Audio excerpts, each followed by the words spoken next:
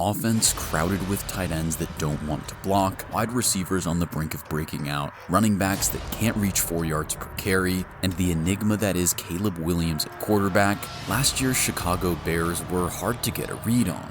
A Jaden Daniels Hail Mary plunged this team into chaos mid-season, leaving them in a pit of despair, from which they may finally be able to climb out in 2025. With a complete overhaul on the coaching staff, a draft class that was equal parts puzzling and intriguing, and a complete rebuild of the offensive line, it's safe to say that the 2025 Chicago Bears are anything but normal. Now, it doesn't take a genius to figure out that such drastic changes over the course of one offseason would indicate the Chicago Brass weren't getting the results they had hoped for. After all, 15 years without a playoff win is brutal, especially for a franchise as historic as the Bears. There have been numerous instances this century where fans in the Windy City have bought into exaggerated media narratives, promising their team would be Super Bowl contenders, only to be disappointed. However, when they entered their 2024 bye week at 4-2, with their rookie QB leading the way, justifiable optimism swept through the fan base. It all came crashing down against Washington in Week 8 thanks to the aforementioned Hail Mary. Matters were only made worse by fan footage of cornerback Tyreek Stevenson taunting Washington fans moments before the ball deflects off his hand and into Noah Brown's. That image would haunt the Bears for the rest of the season and was something of a microcosm of their 2024.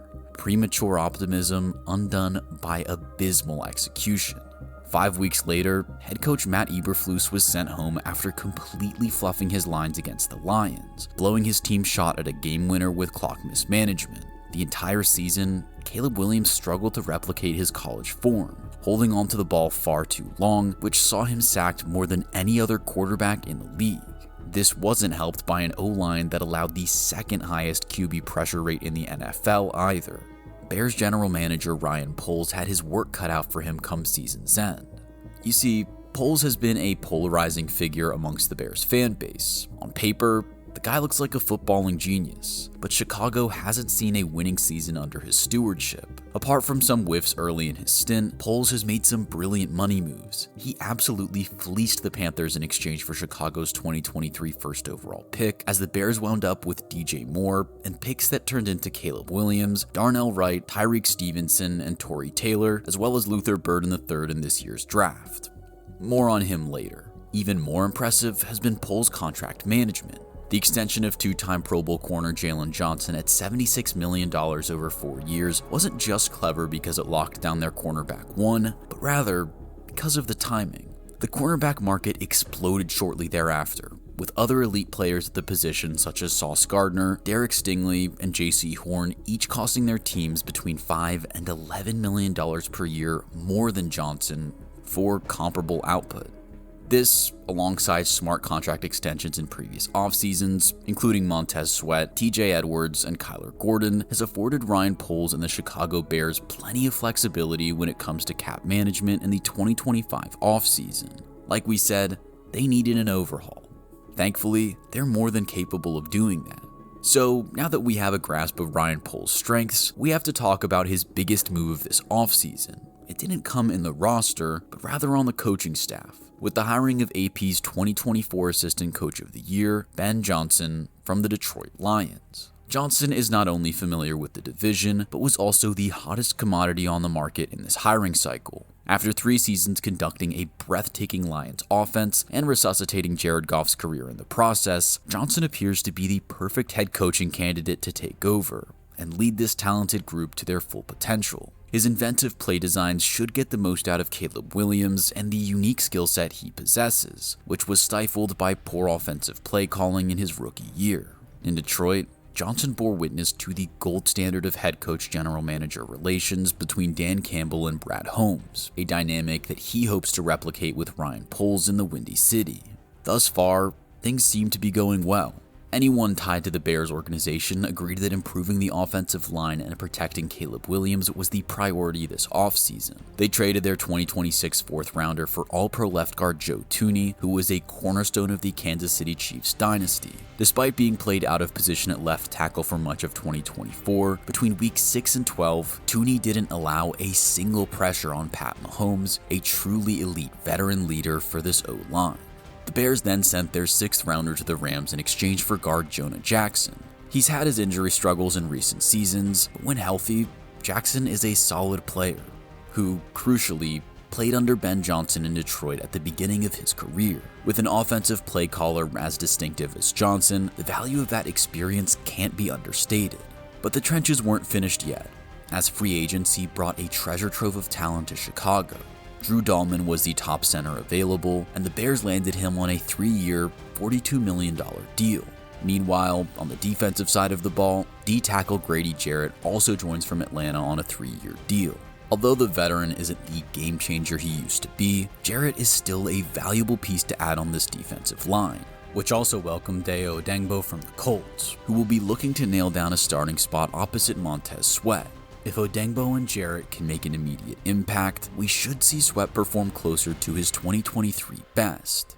Add to that offensive depth pieces like Olamide Zaccheaus, Devin Duvernay, and Travis Homer, and that's one solid free agent haul for Poles, who rounded out his arming of Ben Johnson's tool belt in the 2025 NFL Draft. Now, the Bears spending a top 10 pick on Colston Loveland out of Michigan was confusing, to say the least. Loveland wasn't the clear-cut tight end one in this year's draft, and Chicago could have done the responsible thing here, and continued to build out the trenches with their 10th overall pick.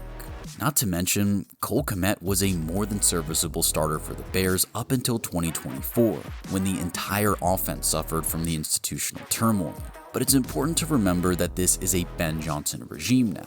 Sam Laporta was an elite receiving tight end at Iowa in 2021 and 2022, and we all saw what became of him in Detroit.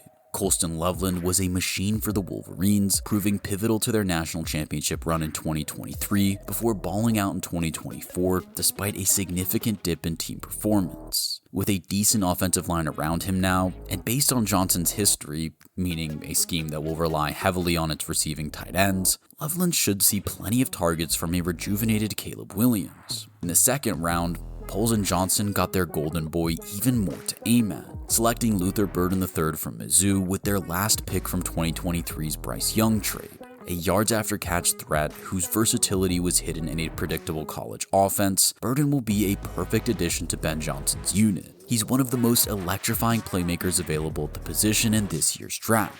Don't think so? I'll let an anonymous NFC scout do the talking for me. His playing style is like Jerry Jeudy, but with Amon-Ra St. Brown's hands and toughness. That Amon-Ra St. Brown comp will be music to Bears fans' ears. Another one of Ben Johnson and new assistant head coach Antoine Randall L's biggest success stories in Detroit. Not to mention, Burden is joining a stacked wide receiver room with DJ Moore and the exciting second-year talent Rome Odunze. Poles then traded Chicago's 41st pick, as well as their third rounder for 2 later picks in the second round from Buffalo. A great move which allowed them to fortify the trenches even further. At 56th overall, the Bears addressed the O-line, taking Ozzie Trapillo out of Boston College, who should be a solid backup for Darnell Wright in his rookie season and possibly develop into a starting level tackle in the coming years. At 62nd, the Bears took Shamar Turner out of Texas A&M, who primarily played D-tackle in college but can be deployed anywhere on the line and wreak havoc. That versatility should see Turner get on the field early in Chicago and make a tangible impact in 2025 on a defensive front that struggled for consistency in 2024, especially following an injury to D-tackle Andrew Billings. Round 4 saw one of the more puzzling picks in this draft, with the selection of linebacker Ruben Hippolyte II out of Maryland. Hippolyte was seen as a priority free agent signing, and could make an immediate impact on special teams with his impressive 4.4 speed. Otherwise, this seems like a big reach. In the 5th, 6th, and 7th rounds, Chicago added depth at corner, tackle, and running back in the form of Zach Frazier, Luke Newman, and Kyle Monangai respectively. Monangai, in particular, is an interesting pick. In each previous round, the Bears narrowly missed out on the wealth of running back talent in this class. In the second round, the Ohio State duo of Quinshon Judkins and Travion Henderson were off the board immediately before they picked at 41, while RJ Harvey went just a few picks before they took Shamar Turner. At the top of the fourth, both Bashal Tutin and Cam Scadaboo were gone, meaning that Chicago was unable to shake up their running game this draft as much as they had initially hoped. After all, this was one of the deepest running back classes in recent memory, and on the surface, it appears that Poles and his front office had failed to capitalize on that. One of the principal reasons that the offense sputtered in 2024 was their inability to impose themselves in the run game, making them fairly one-dimensional. For all of the receiving talent they have, the running back room is fairly thin, meaning that even though he's a 7th round pick, Kyle Monangai could certainly work his way into the rotation with DeAndre Swift and Roschon Johnson in 2025. He was a 1,200-yard rusher each of his last 2 seasons in college, with 14 total touchdowns as a senior at Rutgers. If Monangai can maintain that type of consistency, we should have an interesting position battle on our hands at Chicago. What a story that would be. Now, with all of the roster changes from this offseason covered, who will be masterminding the turnaround for these 2025 Bears? We've already talked about Ben Johnson at length, and the general consensus is that he will try to replicate his success with the offense in Detroit to the best of his ability. Johnson will be calling plays, but the incoming OC, Declan Doyle, spent the past 2 years as tight ends coach for Sean Payton in Denver, so the Colston Loveland pick makes a lot more sense now. Doyle will mostly help with game prep, and at the age of just 28, should have the kind of energy required for late nights and long hours studying film, according to Brian Perez of Sports Illustrated. By contrast, the vastly experienced Dennis Allen comes in as defensive coordinator. While his head coaching stints in Vegas and New Orleans didn't exactly cover him in glory, as a DC, Allen is unquestionably at his best. A Super Bowl winner with the Saints, Dennis Allen has been afforded a talented defensive unit by the Chicago front office, so Bears fans should expect much more consistent output from this man coverage heavy 4-3 scheme than they saw from Eberflus's boys in 2024. So far, multiple players have expressed that Allen's scheme is significantly harder to grasp than what they had last season, which will ideally make Chicago a more difficult defense to bypass than they have been recently. So, is it fair to expect more from this team in 2025? I know, Bears fans must be sick of being crowned offseason champions, but it seems that their lengthy rebuild may finally have an end in sight. This much change will always warrant optimism, especially when you're an attractive enough destination for the hottest head coaching candidate in the league. Results may not turn around immediately, but there's no doubt that things are looking up for Chicago. Ryan Poles has done his best to arm Ben Johnson with a talented core that will help maximize Caleb Williams' ability, while providing Dennis Allen with a solid enough group on defense to avoid the irregularities the unit experienced in 2024. Sure, they're in a tough division, but with the improvements they've made this offseason, we don't see the Bears enduring another 10-game losing streak or letting Caleb Williams get pressured on almost 40% of pass plays. There is legitimate cause for optimism in Chicago, who we anticipate will finish 2025 with a winning record despite having one of the toughest schedules in the league. It's time for them to rise to the occasion, and with that winning record, who knows, maybe even challenge for the playoffs. But what do you think? Are we just feeding into Bears fans' delusions? Let us know in the comments.